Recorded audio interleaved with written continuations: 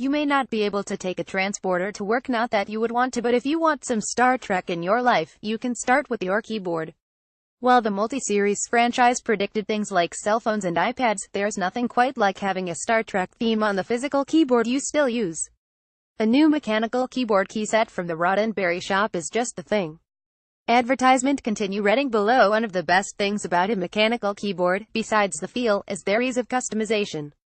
Keycaps like the Star Trek set swap out stock caps resting above the key switches. That's right, this is a $110 set of keys, more if you want matching numpad keys. No keyboard included. Custom runs of injection molded plastic are expensive. The Galaxy class keys, as the Roddenberry shop calls the set, is made up of PBT thermoplastic resin. The bright colors, made with a screen print process, have the look and feel of the iconic LCARS operating system within Star Trek. The real pièce de résistance is that bronze Enterprise, a pricey extra $50.